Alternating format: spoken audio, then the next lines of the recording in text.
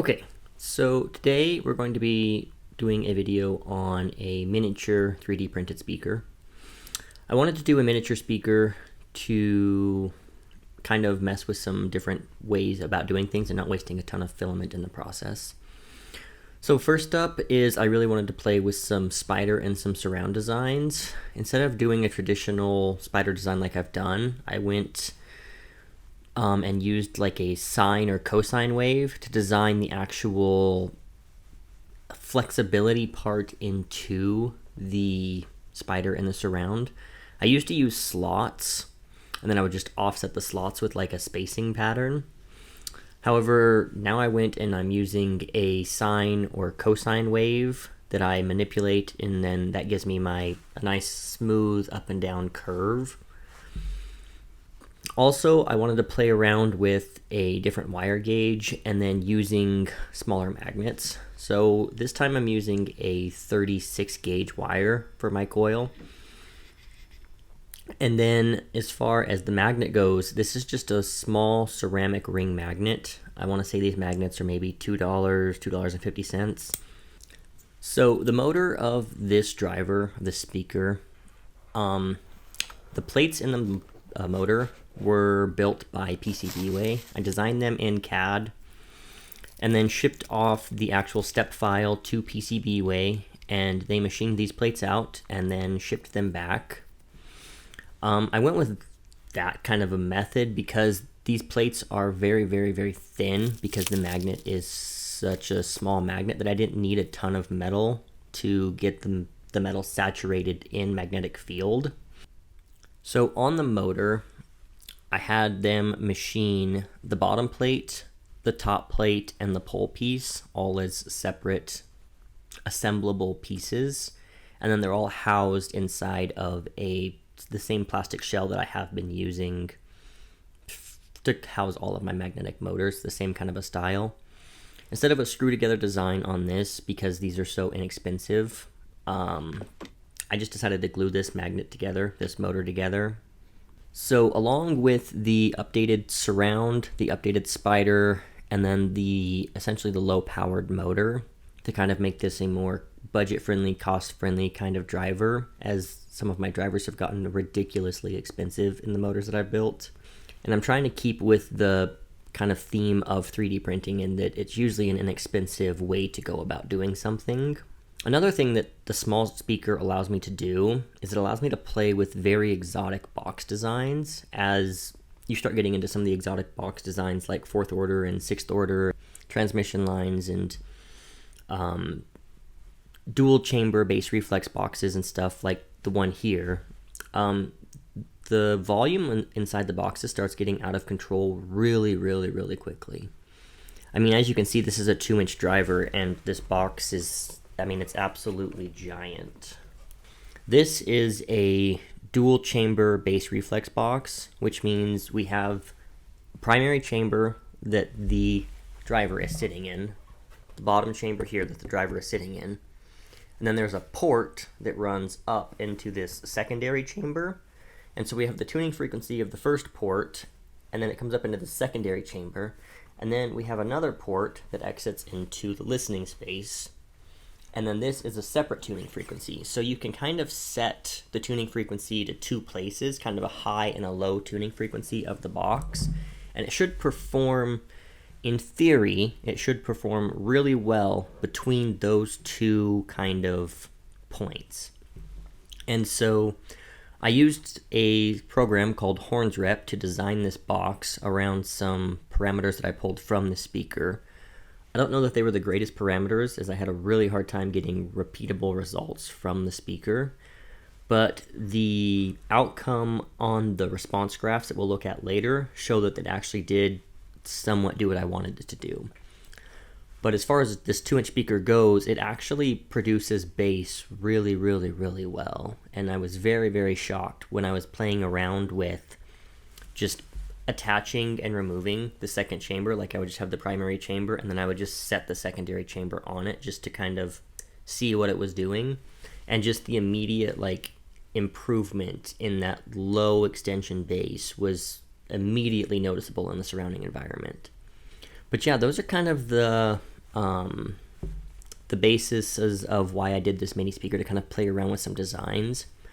In the testing, you'll see that I had a flat panel that I tested on this speaker too, kind of just like an infinite baffle, where I just had a flat panel and we tested the speaker that way to get a frequency response out of it. And then we tested it again with it inside this box, and that kind of just shows what the box adds to the frequency response and what it takes away. So when we look at that, we'll kind of go through that.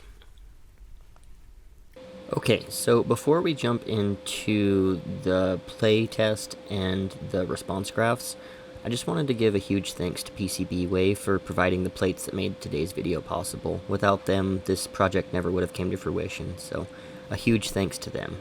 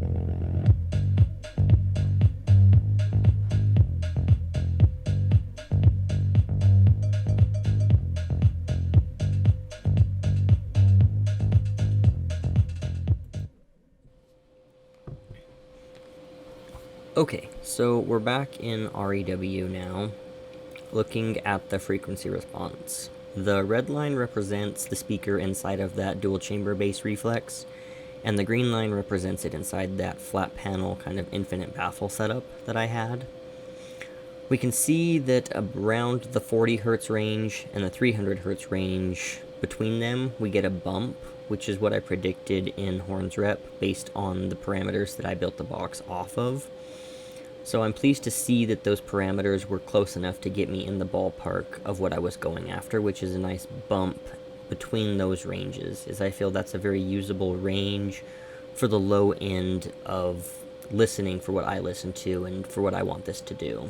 In that I feel below the 40 or 35 hertz range, you start needing larger drivers to really drive home that feel as we're starting to get close to the outside range of human hearing.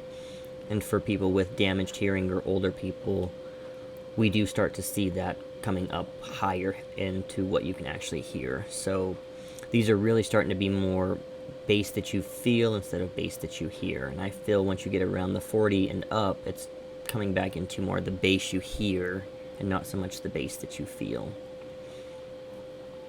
So yeah, I'm quite happy with the response on this.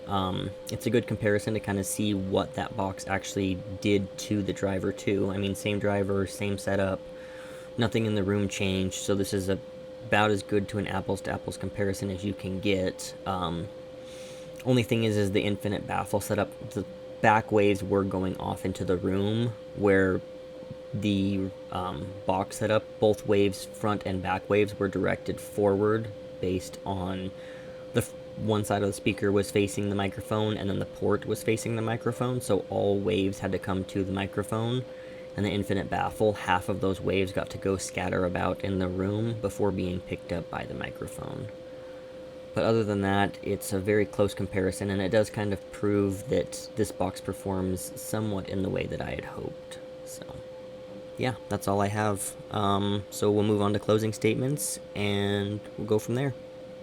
Okay, so now that we've kind of watched the speaker playing, we've heard it playing, and then we've seen the response graphs, yeah, hopefully you kind of understand where I was coming from and that this is more of a mid-bass driver. It's not exactly what I was designing, but that's just kind of what it turned into after I started getting some parameters pulled and started looking at the kind of frequency responses it was giving me.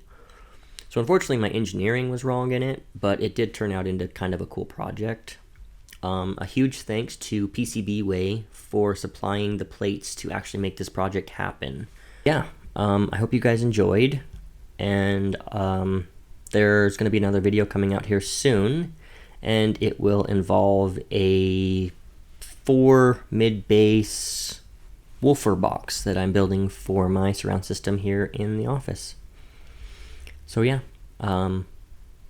thanks for watching, and if you like the video, subscribe, like. It helps me know that I'm doing what I'm supposed to be doing.